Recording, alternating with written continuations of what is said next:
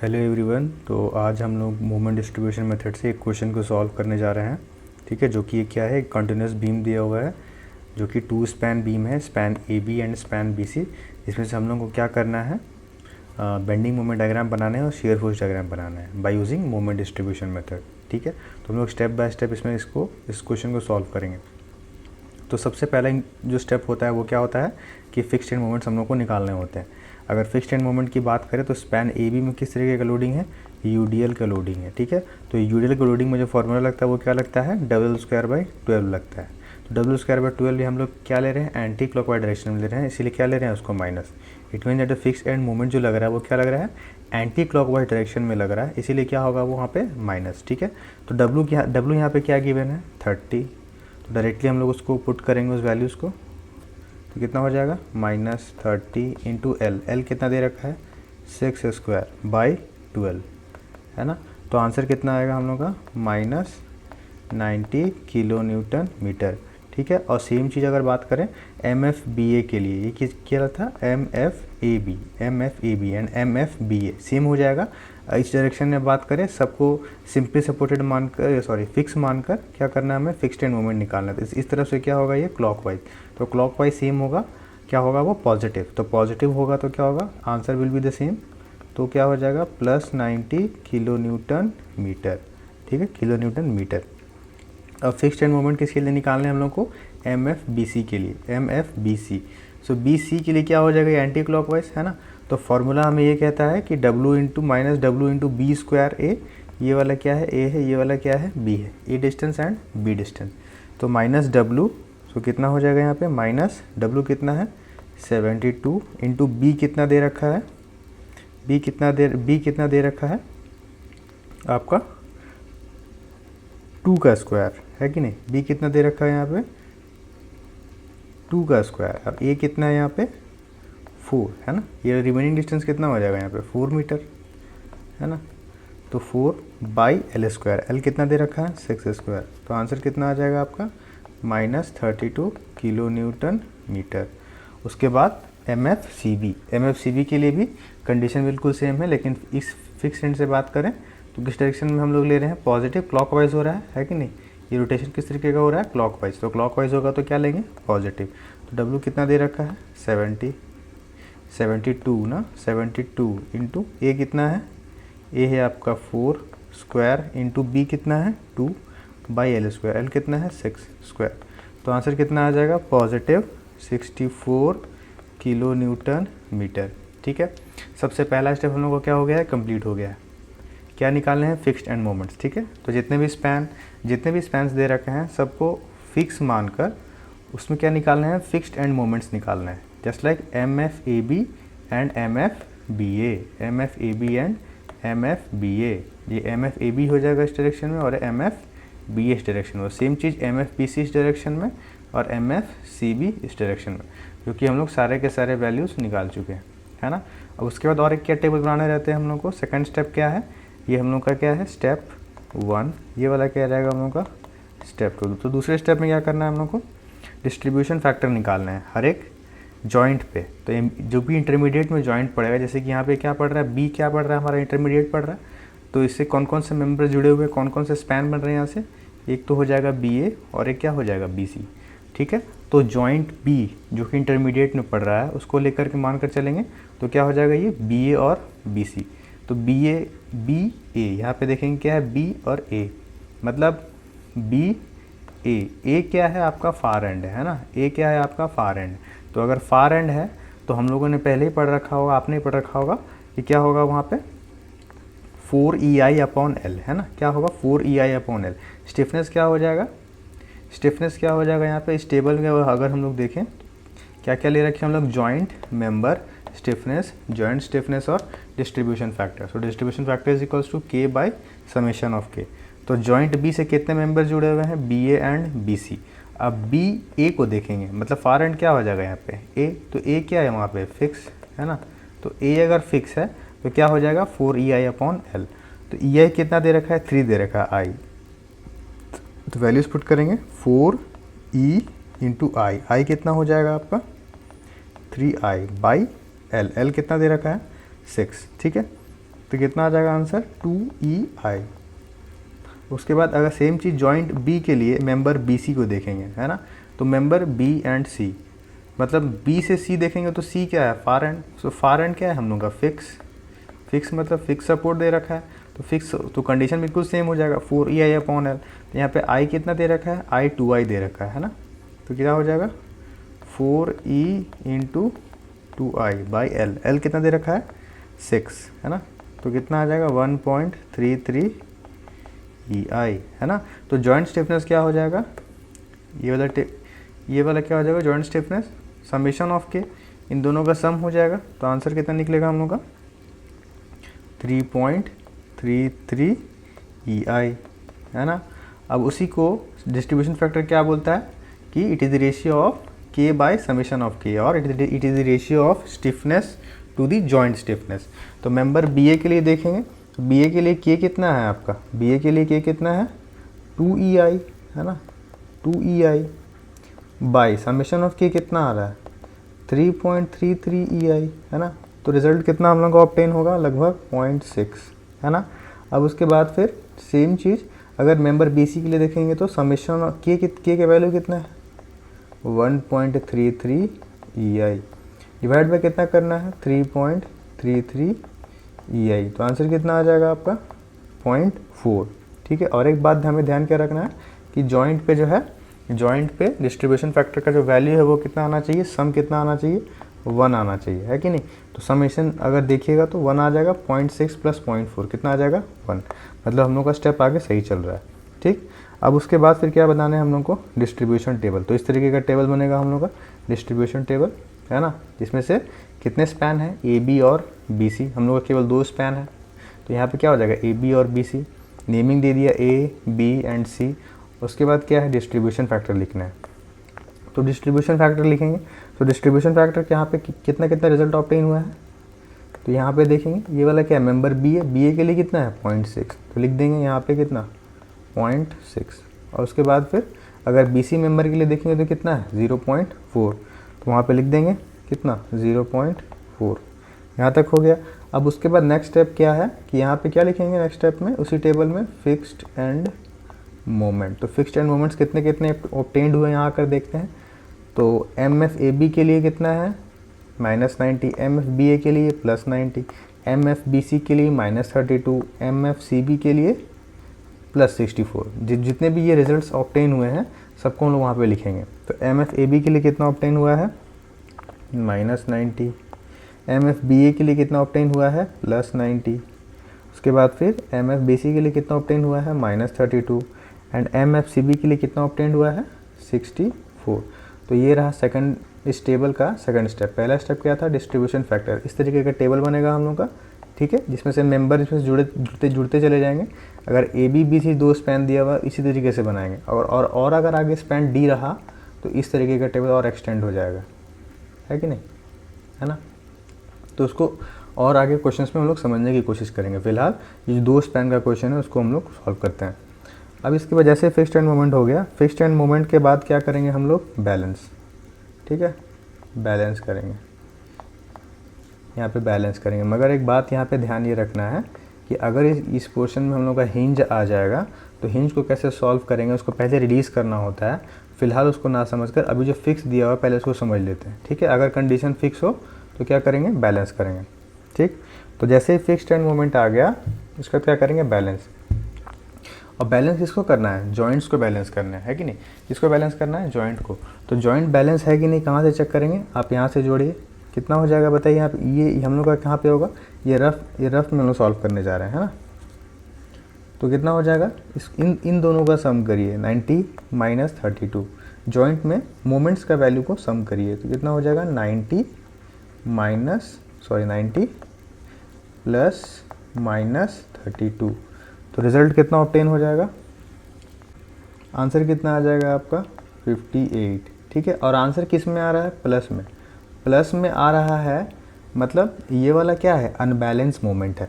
मतलब जो 58 वैल्यू आ रहा है, ये जो 58 वैल्यू आ रहा है ये वाला क्या है उस जॉइंट पे अनबैलेंस मोमेंट है। तो उसको बैलेंस करने के लिए क्या करना पड़ेगा, उसी का अपोजिट साइन प्रोवाइड करना पड़ेगा। मतलब जो भी रिजल्ट ऑब्टेन हुआ उसका अपोजिशन प्रोवाइड किया, मतलब क्या हो जाएगा -58। तो हम लोग को बैलेंस करने के लिए क्या करना पड़ेगा, टू बैलेंस, है ना, टू बैलेंस करने के लिए क्या करना पड़ेगा कि जो भी वैल्यू आया, जो भी अनबैलेंस मोमेंट आया, है ना, उसको बैलेंस करने के लिए उसका अपोजिट साइन दिए और उसका डिस्ट्रीब्यूशन फैक्टर से मल्टीप्लाई कर दिए, है ना। जैसे मान लीजिए डिस्ट्रीब्यूशन फैक्टर BA के लिए देख रहे हैं तो BA के लिए करेंगे तो कितना हो जाएगा -58 into its distribution factor BA के लिए कितना हो जाएगा, BA के लिए 0.6, है ना। तो -58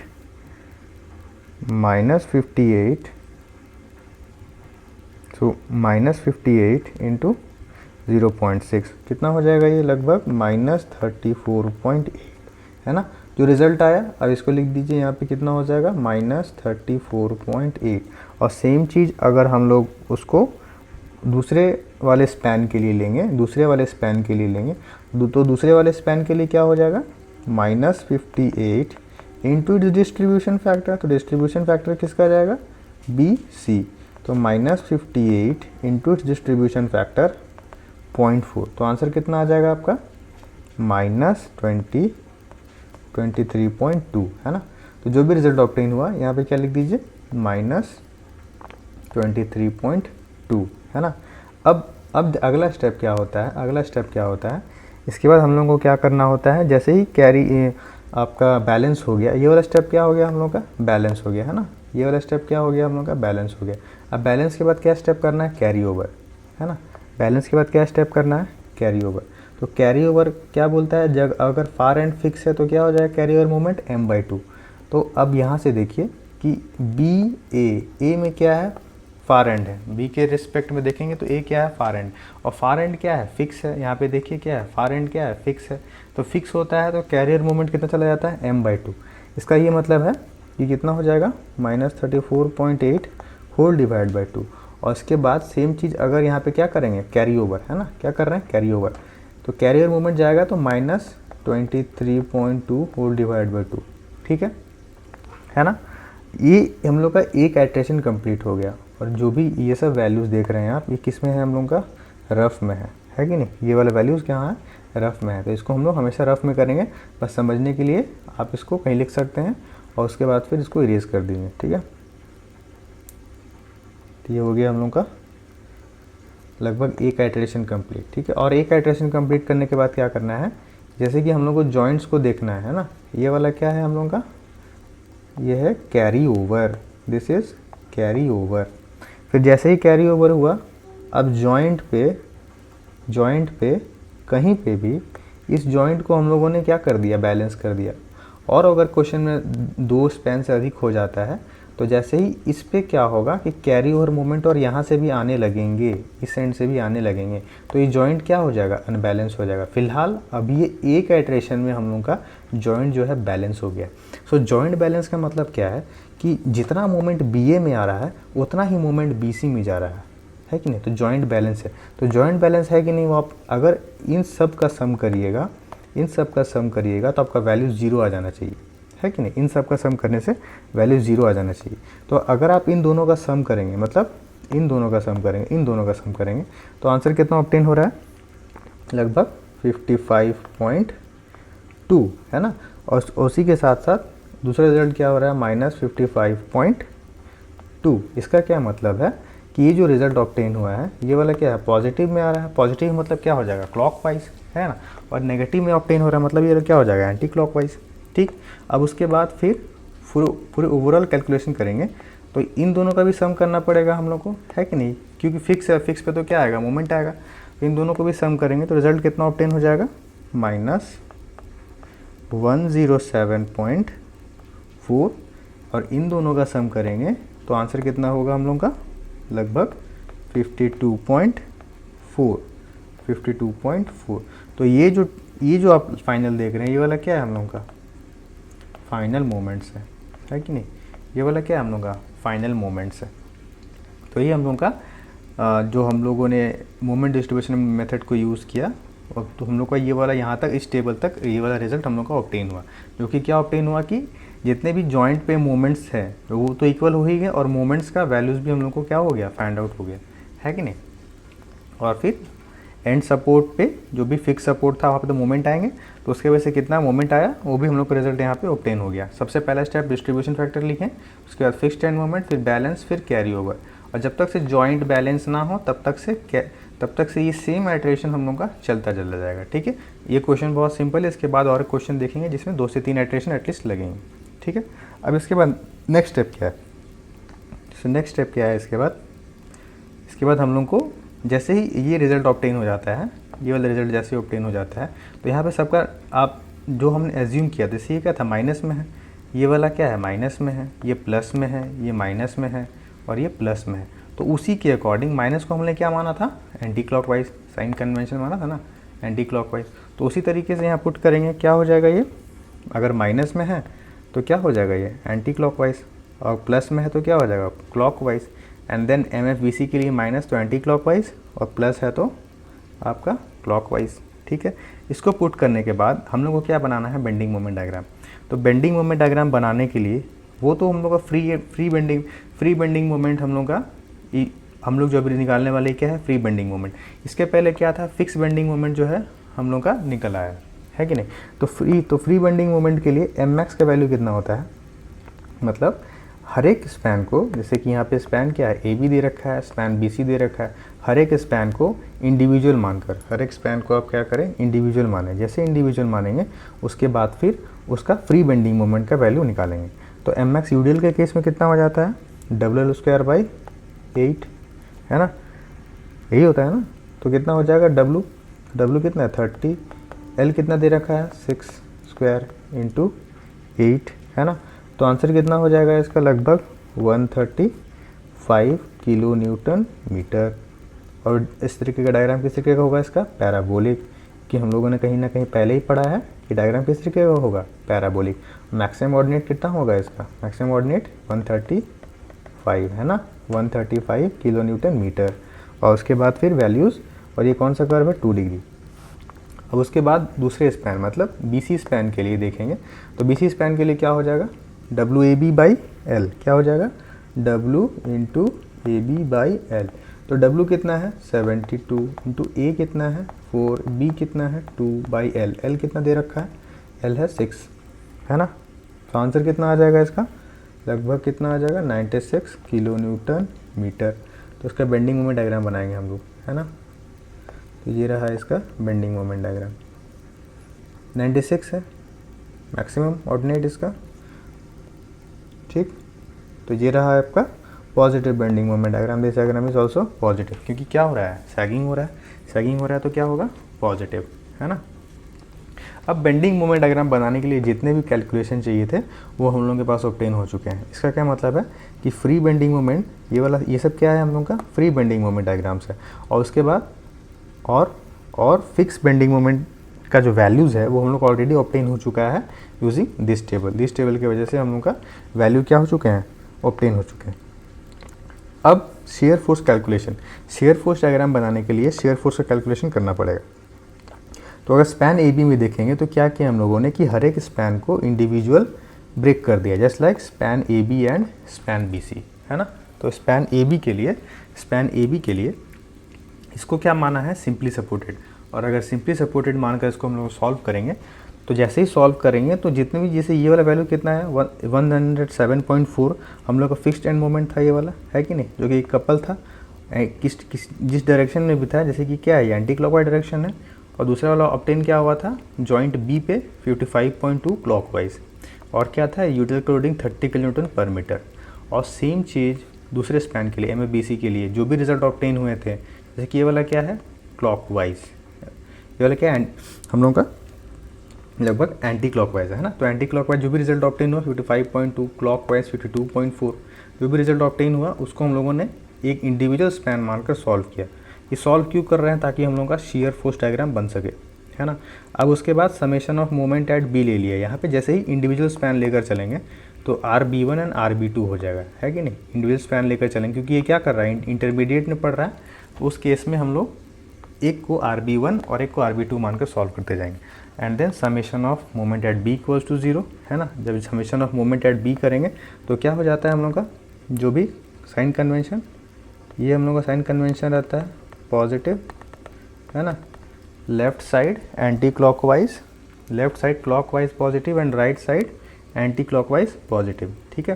तो अगर हम लोग क्या करें, जॉइंट बी को माने, जॉइंट बी को समेशन मोमेंट एट बी को जो 0 करें, तो क्या हो जाएगा, क्लॉकवाइज पॉजिटिव हो जाएगा इस केस में। तो क्या हो जाएगा, R A into 6 plus 55.2 this value and minus 107.4 this value, this couple moment and minus 30.6 into 3। इसका मतलब क्या, 30 यूडीएल का लोड है, तो 30 into 6 total load, total 6 metre है, इंटू इट्स परपेंडिकुलर डिस्टेंस। तो परपेंडिकुलर डिस्टेंस कहाँ होगा, उसके मिड पे होगा, है ना। तो आर ए का वैल्यू हम लोग को ऑब्टेन हो गया। अब सेम चीज़ अगर हम लोग और एक क्या जानते हैं कि summation of all the forces in vertical direction equals to 0, तो क्या हो जाएगा, R A plus R B one equals to 30 into 6। तो दिस इक्वेशन से हम लोग का क्या वैल्यू ऑब्टेन हो जाएगा, R B one and R A, दो वैल्यू ऑब्टेन हुआ।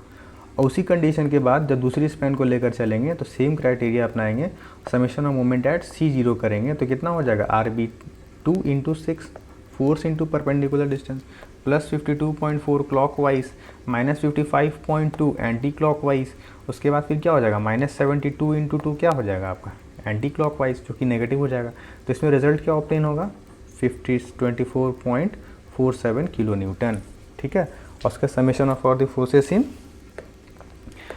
Forces in V direction equals to 0। तो इसके इक्वेशन के बाद हम लोग क्या रिजल्ट ऑब्टेन हुआ, R C equals to 47.53 kilo newton, ठीक है। अब जितना भी कैलकुलेशन का पार्ट था वो लोगों का कंप्लीट हो चुका है। उसके बाद हम लोग को क्या बनाना है, shear force diagram and bending moment diagram, okay. तो शेयर फोर्स डायग्राम और बेंडिंग मोमेंट डायग्राम बनाएंगे। तो सेम चीज़ बनाना है, डायग्राम को बनाने के लिए क्या करना है कि उसी डायग्राम के नीचे हम लोग को स्पेस छोड़ देना है पहले से, ताकि हम लोग क्या बना पाएँ, SFT और BMD बना पाएँ, है ना। तो उसके बाद रिजल्ट कितना ऑब्टेन हो रहा था, सबसे पहले क्या बनाते हैं, चलिए शेयर फोर्स बनाते हैं, है ना। तो शेयर बनाने के लिए क्या लिए, एक रेफरेंस लाइन लिए, है ना। और जैसे रेफरेंस लाइन लिए तो RC कितना आ रहा था आपका, RC 47 RC कितना वैल्यू है, 47.53, RB2 40, टोटल कितना हो जाएगा RB1, तो टोटल RB कितना हो जाएगा हम लोग का, टोटल RB दोनों का क्या हो जाएगा, हम लोग का सम हो जाएगा, है ना। अल्टीमेटली दोनों का सम हो जाएगा, लेकिन हम लोग ब्रेक करके कर रहे हैं तो आगे सॉल्व करेंगे। तो क्या हो जाएगा ये, और शेयर फोर्स का हम लोग का साइन कन्वेंशन क्या होता है, क्लॉकवाइज पॉजिटिव और क्लॉकवाइज पॉजिटिव होता है कि नहीं, या फिर हम लोग का क्या होता है बताइए, लेफ्ट साइड अपवर्ड और राइट साइड डाउनवर्ड क्या होता है, राइट साइड डाउनवर्ड क्या होता है, पॉजिटिव होता है, यही है साइन कन्वेंशन, है ना। तो इस कंडीशन में जो रिएक्शन फोर्स क्या लग रहा है हम लोग का, यहाँ पे देखिए रिएक्शन फोर्स क्या लग रहा है, पॉजिटिव में आ रहा है। तो RC में क्या हो रहा है, पॉजिटिव में आ रहा है, और पॉजिटिव का डायरेक्ट मतलब पॉजिटिव है, और डायरेक्शन क्या है, पॉजिटिव नेगेटिव छोड़िए, डायरेक्शन क्या है, अपवर्ड है, मतलब राइट साइड हम सबसे राइट हैंड साइड से बना रहे हैं, इस एंड से बना रहे हैं। तो RC क्या है, अपवर्ड फोर्स है, लेकिन यहाँ पे क्या है, यहाँ पे क्या है, डाउनवर्ड पॉजिटिव होता है, तो अपवर्ड क्या हो जाएगा यहाँ पे, नेगेटिव। तो नेगेटिव कितना जाना है हम लोग को, नेगेटिव कितना जाना है, माइनस 47.5, यही ना, -47.3, ठीक है। तो यहाँ तक गए। अब उसके बाद फिर हम लोग का डायग्राम किस तरीके से लगेगा, स्ट्रेट लाइन रहेगा, क्योंकि हम लोग का लोडिंग कंडीशन क्या है, हम लोग का पॉइंट लोड दे रखा है, और पॉइंट लोड दे रखा है तो हम लोग का जो डायरेक्शन होता है शेयर फोर्स का वो रेक्टेंगुलर होता है। अब जैसे ही इस पॉइंट पे हम लोग पहुँचे, इस पॉइंट पर पहुँचे, तो शेयर फोर्स क्या हो जाएगा बताइए, -47.3 प्लस 72, है ना। तो इसको रिजल्ट ऑब्टेन करने के बाद वैल्यू कितना आ जाएगा, प्लस में कितना आ जाएगा, 24.7, कितना आ जाएगा आपका, प्लस में 24.47, है ना। ये रिजल्ट ऑब्टेन हो जाएगा। और उसके बाद कहाँ तक जाना है, मैक्सिमम वैल्यू सपोर्ट बी तक, है ना। क्या कैसे जाएगा, स्ट्रेट लाइन, क्योंकि हम लोगों का जो शेयर फोर्स डायग्राम होता है वो क्या होता है, स्ट्रेट लाइन होता है ना, स्ट्रेट लाइन, सॉरी वही कांस्टेंट रहेगा। तो क्या हो जाएगा, नेगेटिव एंड देन पॉजिटिव, है ना। ये हम लोग का इस पार्ट को कंप्लीट हो गया। अब जैसे ही आर स्पैन AB के लिए देखेंगे, तो स्पैन AB के लिए चेक करिए, स्पैन AB के लिए ए पे कितना है, 98.7 है, दिस वैल्यू 98.7, और RB2 कितना है, RB1 कितना है, 81.3, सो 81.3, है ना। तो कितना जाएगा ये, लगभग 98.7, दिस वैल्यू इज़ 98.7, है ना। अब उसके बाद फिर सपोर्ट बी पे कितना जाएगा, सपोर्ट बी पे कितना जाएगा हम लोग का 81.3, यही ना, 81.3। और किस तरीके का वेरिएशन होगा हम लोग का, अगर शेयर फोर्स बना रहे हैं तो किस तरीके, अगर यूडियल का लोडिंग है तो वेरिएशन क्या होना चाहिए, स्ट्रेट लाइन नहीं, लीनियर होना चाहिए। क्या होना चाहिए, लीनियर होना चाहिए, है कि नहीं। तो ये रहा आपका शेयर फोर्स डायग्राम, ठीक है। ये क्या हुआ नेगेटिव, ये वाला क्या हो गया पॉजिटिव। और ऑर्डिनेट कितना है 98.7, इसका ऑर्डिनेट कितना है 81.3, ठीक। और इसके बाद क्या बनाने जाएंगे हम लोग, BMD बनाने जा रहे हैं। तो BMD बनाने के लिए क्या लिए, एक रेफरेंस लाइन। तो जब भी इनडिटरमिनेट स्ट्रक्चर का बनाते हैं तो क्या करते हैं कि मतलब हम लोग मान कर चलते हैं कि दोनों को सुपर इम्पोज करते हैं, किसको किसको, ये आपका फिक्स बेंडिंग मोमेंट और फ्री बेंडिंग मोमेंट, दोनों को क्या करेंगे सुपर इम्पोज। तो पहले हम लोग क्या बना लेंगे, फिक्स बेंडिंग मोमेंट, है ना। तो फिक्स बेंडिंग मोमेंट बनाने के लिए यहाँ पे याद रख लीजिए minus plus plus minus and then minus plus plus minus, ठीक है। इस तरीके से लिख लीजिए, सॉरी यहाँ पे नहीं, यहाँ पे minus plus plus and minus. ये क्यों लिख रहे हैं, ताकि हम लोग को बनाने में आसानी हो। माइनस प्लस प्लस मैंने इसलिए लिख रहे हैं ताकि बनाने में आसानी हो, क्योंकि साइन कन्वेंशन के अकॉर्डिंग हम लोग डायग्राम जल्दी बना पाएँ, आसानी से बना पाएँ। अभी हम लोग क्या बना रहे हैं, फिक्स बेंडिंग मोमेंट डायग्राम। तो फिक्स बेंडिंग मोमेंट डायग्राम बनाने के लिए आप यहाँ के रिजल्ट में जाइए, यहाँ पे कितना हो जाएगा, ये कितना दे रखा है, ये माइनस में 107.4, है ना, माइनस में दे रखा है। तो माइनस से बनाइए उसको, कितना दे रखा है माइनस 107.4, है ना, माइनस 107.4 दे रखा है, ठीक। ये रहा आपका माइनस 107.4, हम लोग सुपर इम्पोज कर रहे हैं ना, तो उसको पहले बना लेंगे। तो माइनस, अब उसके बाद ये वाला क्या है प्लस। अब अगर आप फिक्स यहाँ पे जाएंगे, इस टेबल में जाएंगे, तो ये वाला रिजल्ट कितना ऑब्टेन हुआ है आपका प्लस 55.2, है ना। तो उसको प्लस की साइड पे रखेंगे। अगर माइनस में आ रहा तो माइनस में, माइनस की ओर नीचे लेके जाते हैं, तो प्लस कितना आ जाएगा 55.2, है ना। ये रहा आपका 55.2। अब उसके बाद भी MF BC के लिए, उसके बाद भी MF क्या है BC के लिए, ये वाला इसके लिए भी क्या हो जाएगा, नेगेटिव में दे रखा है माइनस 55.2, है ना, क्योंकि जॉइंट पे क्या होता है मोमेंट बैलेंस है हम लोग का। अब उसके बाद फिर अब C पे कितना है, C पे मोमेंट कितना है, total fix end moment C पे कितना है, तो 52.4 है आपका, कितना है 52.4। अब इसको स्ट्रेट लाइन से ज्वाइन कर देंगे, है ना।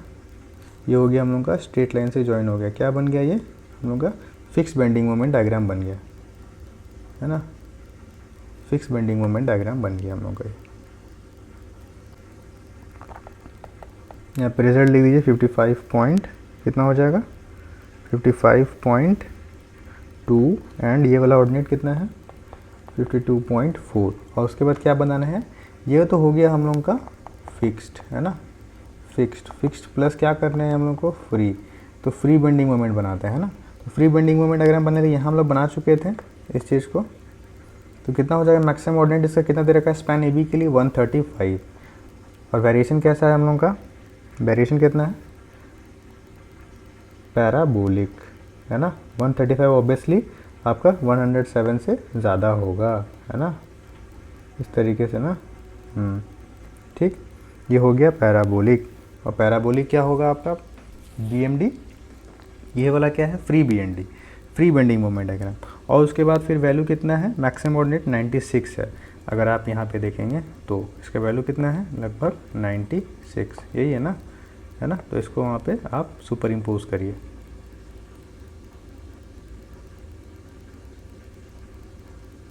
ठीक, ये रहा आपका 96। ठीक, मैक्सिमम ऑर्डिनेट कितना है 96, इसका कितना है लगभग 135, यही ना। मैक्सिमम ऑर्डिनेट कितना है 135। अगर आप इसको सुपर इम्पोज करेंगे, तो ये वाला क्या है माइनस, ये वाला प्लस, ये वाला माइनस, ये वाला प्लस, ये वाला माइनस। अगर आप इसको सुपर इम्पोज करेंगे इस रिज़ल्ट को, तो कहीं ना कहीं इस तरीके से ऑब्टेन हो जाएगा। ये होगा आपका final BMD। Final BMD is equals to free bending moment diagram plus fix bending moment diagram. ठीक है, तो ये रहा आपका नेट BMD। और हम लोग को एग्ज़ाम में क्या बनाना है, नेट BMD ही बनाना है। ठीक है, इसी तरीके से बनाकर दिखाना है, तब जा कर के वैल्यू हम लोग का सही आएगा, है कि नहीं। तो ये रहा आपका shear force diagram and bending moment diagram using moment distribution method. ठीक है, तो आगे हम लोग और क्वेश्चन सॉल्व करेंगे तो और अच्छे से समझ में आ जाएगा। So thank you.